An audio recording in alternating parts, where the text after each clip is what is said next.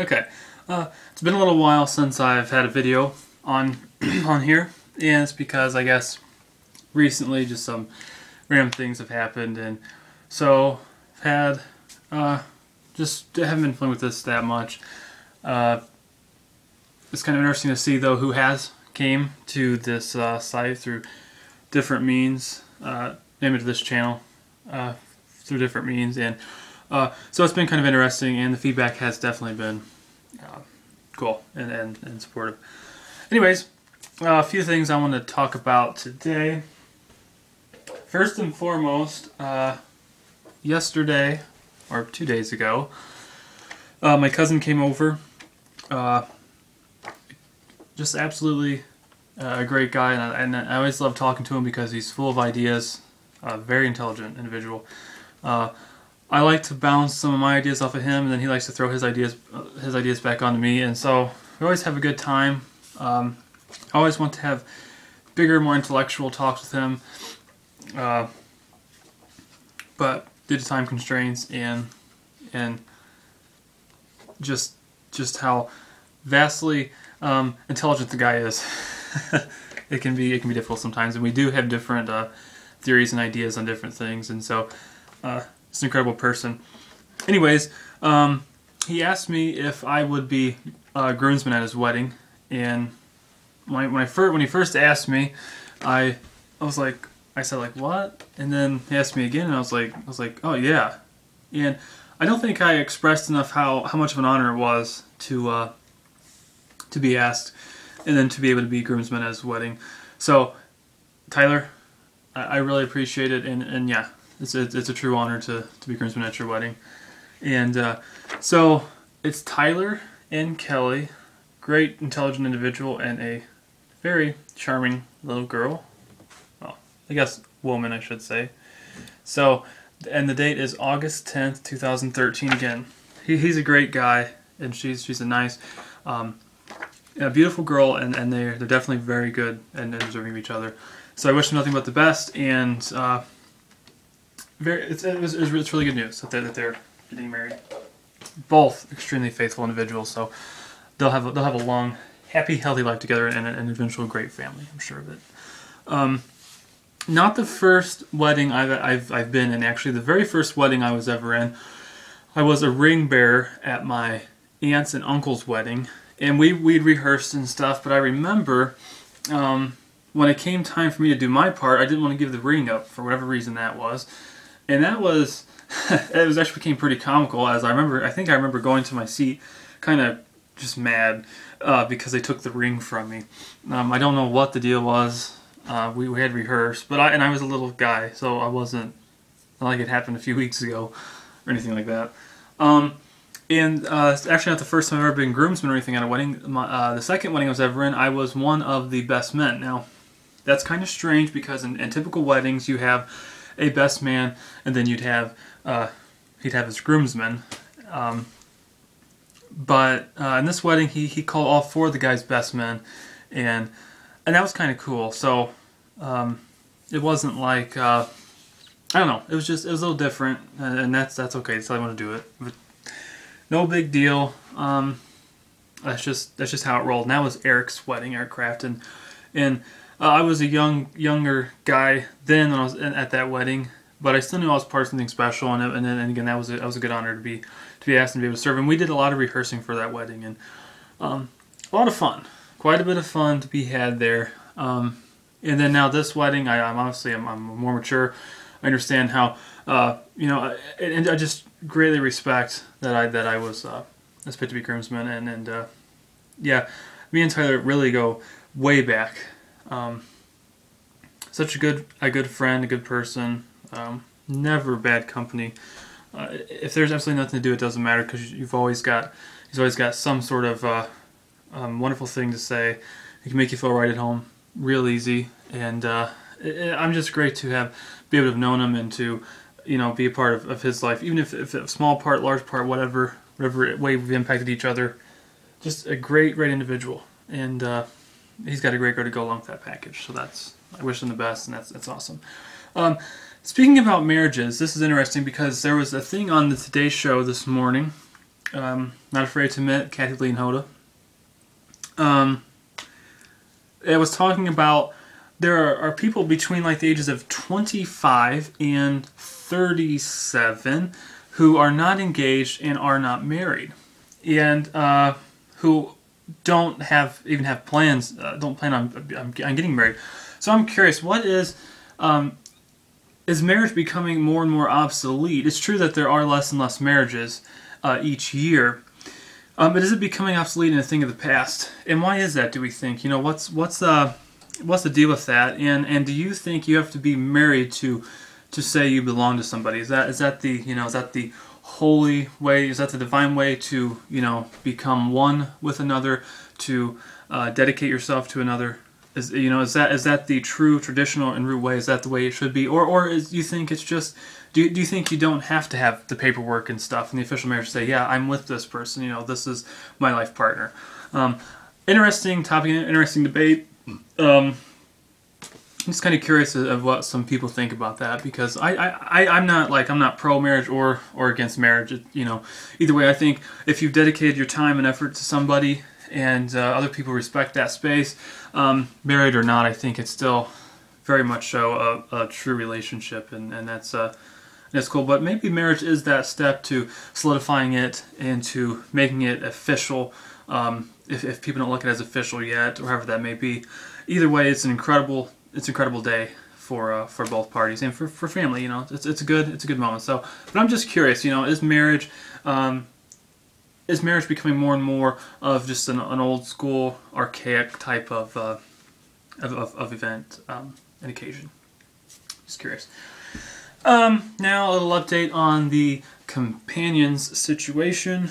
I have basically cut ties with a bunch of the people. The truth is, I'm talking to basically one person right now regularly, and a few are coming back in, and trying to get a hold of me and whatnot.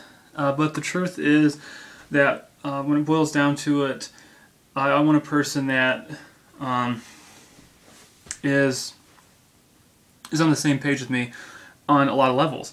And I don't mean they have to be like me, but I like them to support my ideas and whatnot. And basically, I've met this one girl who is very nice. She's very kind, she's sweet, and she's intelligent. She's a nurse, and she's got a just sturdy head on her shoulders. And some of the things that she said, which I'm going to keep that between me and her, just for her, her sake and whatnot. Really interesting. And I've realized that I'm going to be 23 in April, and I'm getting older. I was a mature person and for most of my life. In middle school, I was way more mature than most. In high school, I felt like an adult. I felt like I had that level-headed approach. And then now, at this point in my life, just some trivial things that matter to ignoramuses just does not matter. I've came to a point where nothing else matters except being with a person who makes you feel as though the world could stop functioning around you, but your little bond, your little social circle keeps somewhat of an atmosphere going, and you could live inside that little bubble, forget about everything else, shut everything else out, everyone else away.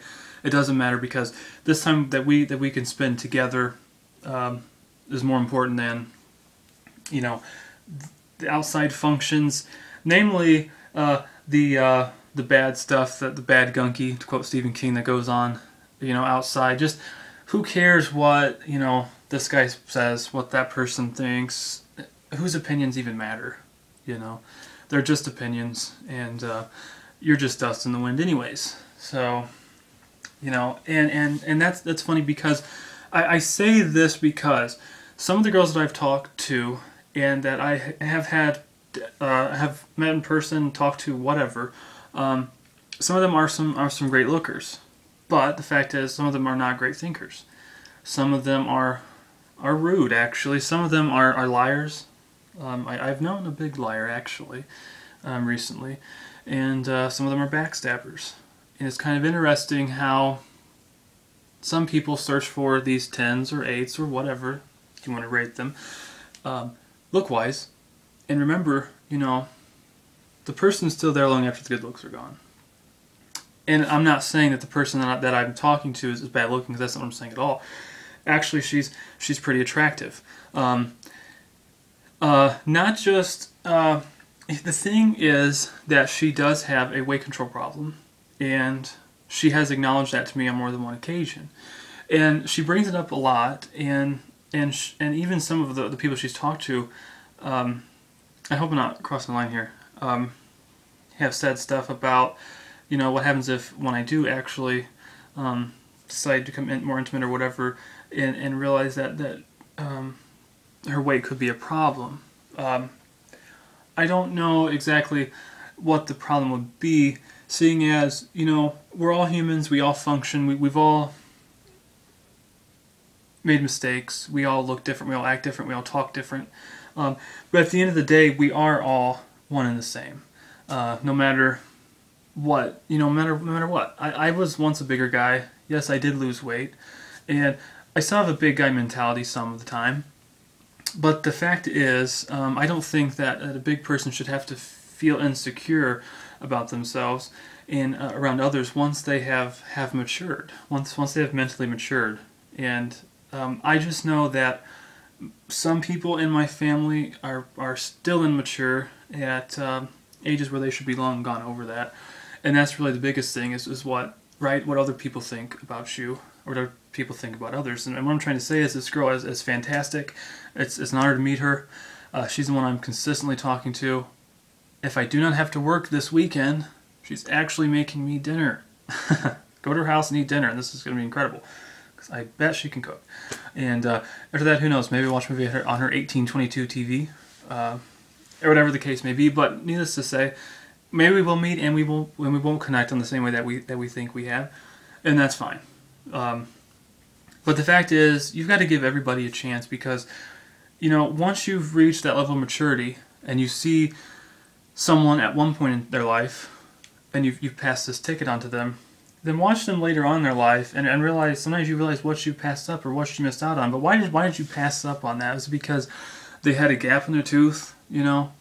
Was it the color of their skin? Was it some sort of disorder? Was it a weight problem? Was it the color of their hair for some unknown reason? God, what could that be? Were they bald? You know, what's the point? You know, did you pass this person up because of their looks? I mean, that's just what's interesting. I actually presented a quote to her yesterday, and it's one of her favorite quotes, and it really made her smile, and it's by Helen Keller. And it's the best and most beautiful things in the world cannot be seen or even touched, but must be felt with the heart. It takes a truly mature person to actually take that in and apply it. So many people will say something like, oh, they don't judge on this, they don't judge on that. And I'll be damned, who are they dating, who are they seeing, and who are they never, ever going to let in?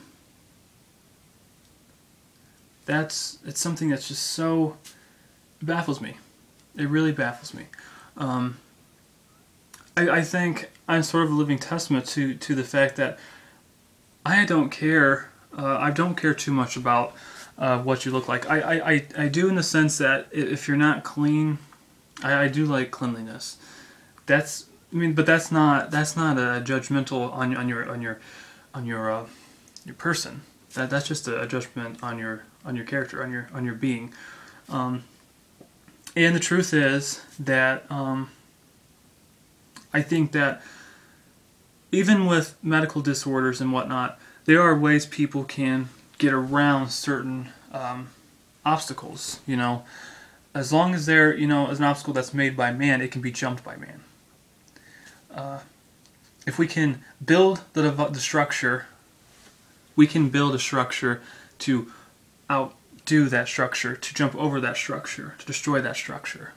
As long as it's a man-made problem, it's a man-made, whatever it be, man-made, us, what we've done to ourselves, maybe we've took care of our teeth poorly, or, you know, whatever, or let our weight go, or let whatever go out of control.